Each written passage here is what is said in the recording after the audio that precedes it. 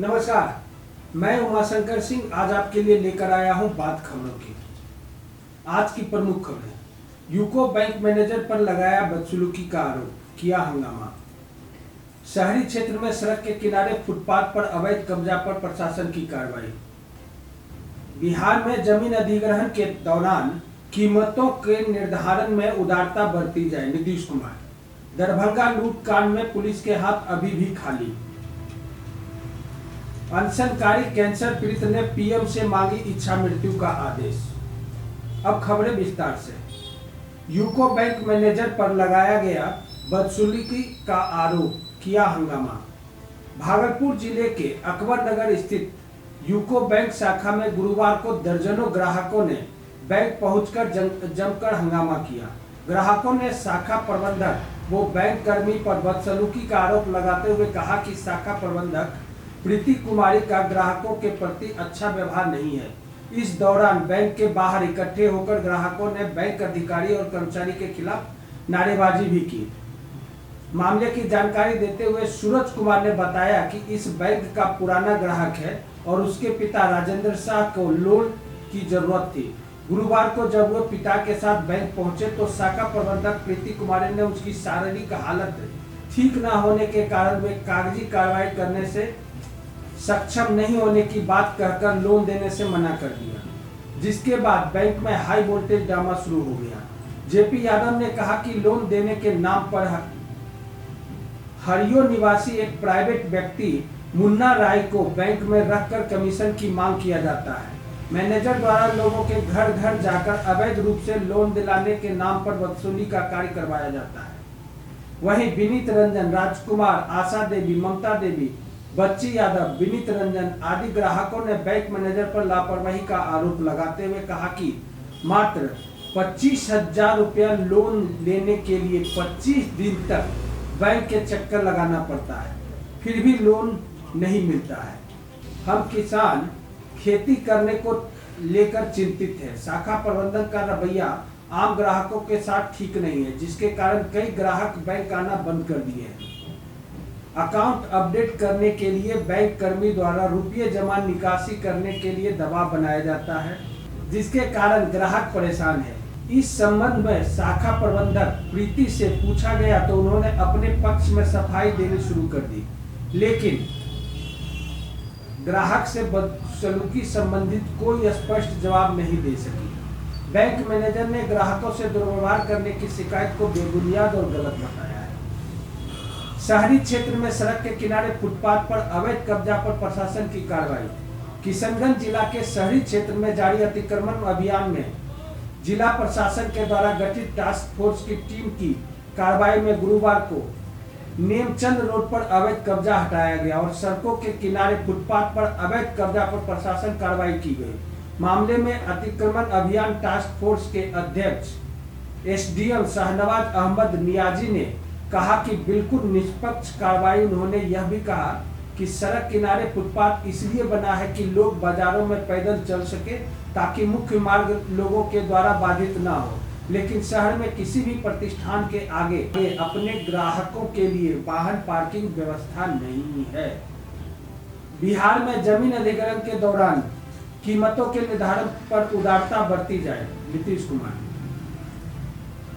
एक अन्य मार्ग स्थित नेक संवाद से वीडियो कॉन्फ्रेंसिंग के जरिए मुख्यमंत्री नीतीश कुमार की अध्यक्षता में 266 करोड़ रुपए की लागत से कोइलवर में सोन नदी पर बने अपस्ट्रीट पुल का सड़क परिवहन एवं राज्य एवं सूक्ष्म लघु एवं मध्यम उद्यम मंत्री नितिन गडकरी ने लोकार्पण किया।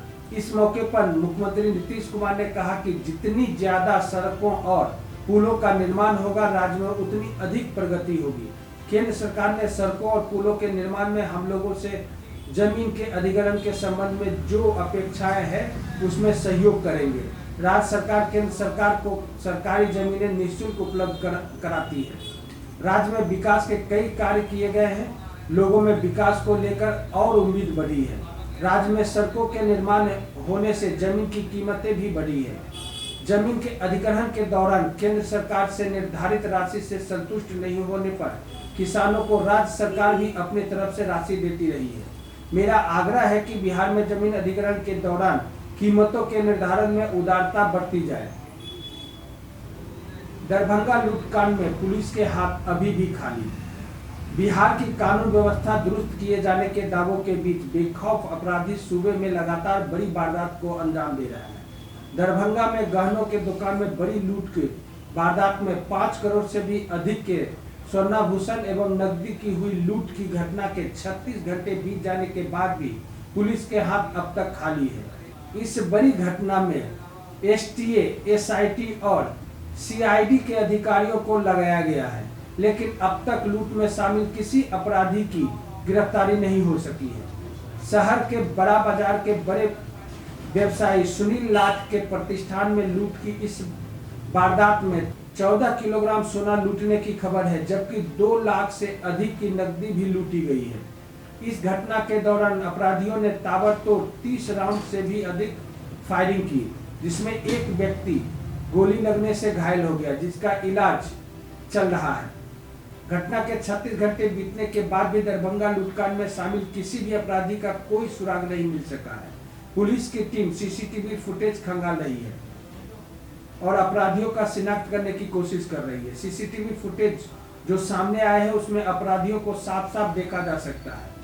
अलग अलग जगहों पर छापेमारी जरूर की जा रही है, लेकिन कल की इस वारदात के बाद अपराधी फायरिंग करते हुए फरार हो गए थे।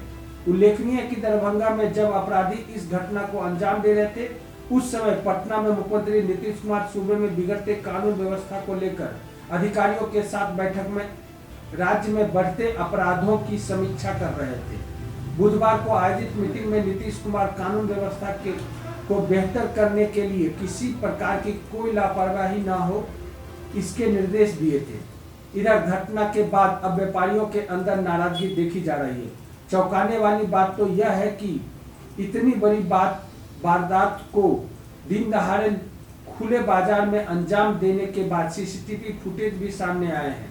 कई लुटेरे तो बिना नकाब के थे और उनके चेहरे भी पहचाने गए, लेकिन इस अपराधी तक पुलिस नहीं पहुंच पाई है। अनशनकारी कैंसर पीड़ित ने पीएम से मांगी इच्छा मृत्यु का आदेश।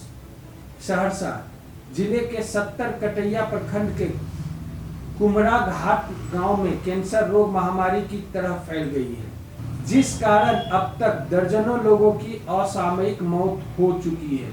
वहीं दर्जनों लोग कैंसर रोग से पीड़ित अपने मौत का इंतजार कर रहे हैं।